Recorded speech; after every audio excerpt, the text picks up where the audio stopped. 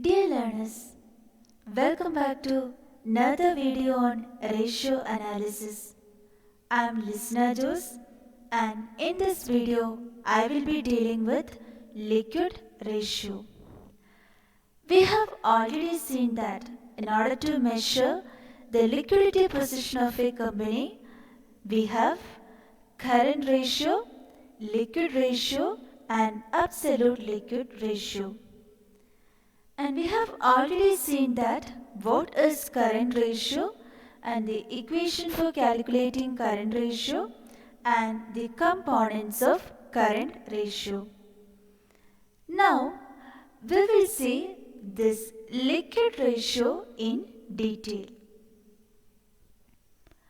Liquid ratio is also known as acid test ratio or quick ratio, and it shows the relationship between liquid asset and liquid liability. Now we will see what are liquid asset and liquid liability.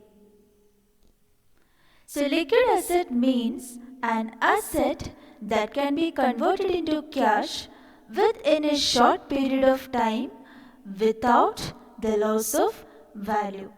So in that sense, we have cash in hand and cash at bank are the most liquid asset that can be in a company. And other asset can be included in liquid asset as we have short-term marketable securities, then short-term investment, bills receivables, sundry debtors, work in progress, but two items cannot be considered as liquid asset. The first one is that inventory or stock, because they cannot be converted into cash immediately without a sufficient loss of value. So inventory is not considered as a liquid asset. And the second item is the prepaid expense, because they are not expected to be converted into cash. So this is also is not a part of liquid asset. So inventory and prepaid expense are not considered as a liquid asset, but all other asset, that means the cash in hand, cash at bank, short-term marketable investment and marketable securities, bills receivables, sundry debtors, work in progress are considered as the liquid asset, but this prepaid expense and inventory or stock is not considered as a liquid asset. So the liquid ratio can be calculated by dividing the total of liquid asset by the total of liquid liability. Then how can we calculate this total of liquid asset? So yes, if we deduct the value of stock and prepaid expense from the current asset, we will get the value of total liquid asset. And if we deduct this bank overdraft from current liability, then we will get the value of total of liquid liability. Now you may think, we have this current ratio that we have already seen in the last video, and we know that this current ratio is used to measure the liquidity position of a company, right? But then why we need this liquidity ratio, this liquid ratio? Okay, I will give you an answer for this. Take two companies as X Limited and Y Limited. Then the current ratio for X Limited is 2:1, and for Y Limited also it is 2:1. And the liquid ratio for X Limited is 1:1, and for Y Limited it is 0.5:1. Here both companies shows a satisfactory working capital position as the current asset is 2 times the current liability. But coming to the liquidity part or the liquid ratio, here the Y limited has gone far below than that of the X limited.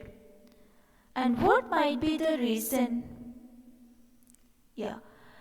Y limited might have overstock, or in other words, Y limited may have excessive stock and the prepaid expense value might be little more high, and this might be the reason why, even though the current ratio shows 2:1, which is a satisfactory position, but when we checked the liquidity ratio of Y limited, it shows only 0.5:1, and the reason is it may have the high value of stock and prepaid expense that may show in the current asset part. So hope you got an idea about the importance of calculating liquid ratio when we check the liquidity position of a company. Then we will see how we can interpret this liquid ratio. So generally speaking, the rule of thumb for interpreting the liquid ratio is 1:1.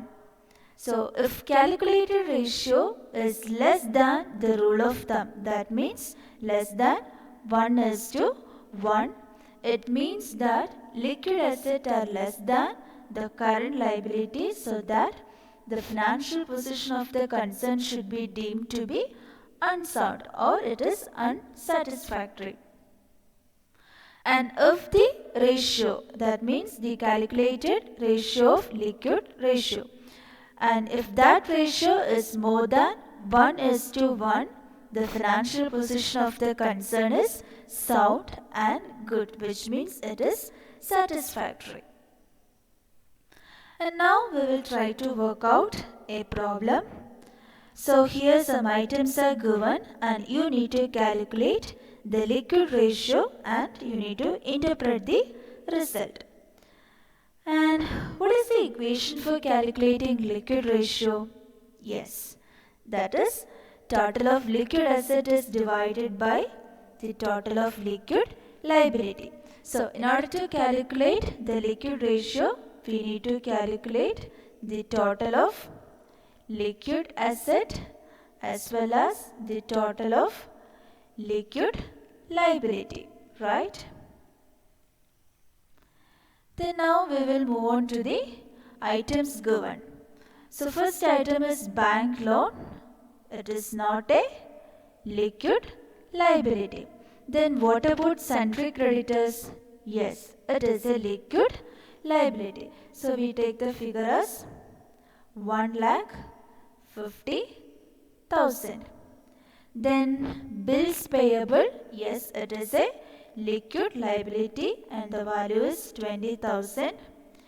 Then we have creditors, yes, it is a liquid liability and the value is 10,000. Then any other item, it is debenture, it is not a liquid liability, it is a long-term liability, so we won't take this.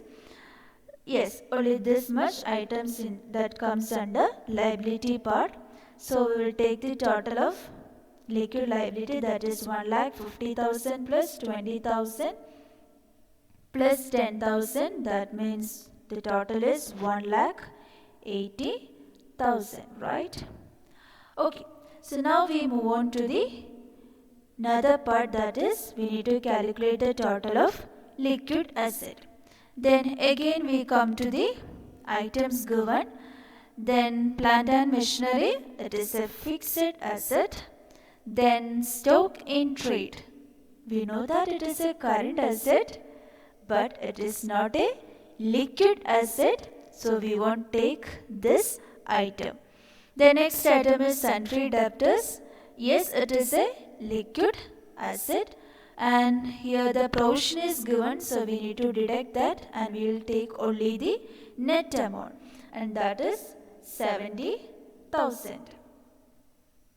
Then we have cash in hand. Yes, of course, it is a liquid asset and the amount is 15,000. Then we have cash at bank. Yes, it is a liquid asset. The value is 1,10,000. Then we have short-term investment. It is a liquid asset. The value is 1,50,000. Then what about prepaid insurance? It is not a liquid asset, so we won't take that figure. Then what is the total of liquid asset? That is 70,000 plus 15,000 plus 1,10,000 plus 1,50,000. That means the total is 3,45,000, right? Okay, so now we got the total of liquid asset and the liquid liability. Then what we need to do? We just apply this figure in the equation. That is 3,45,000 divided by 1,80,000. Then what is the answer? That is 1.9, right?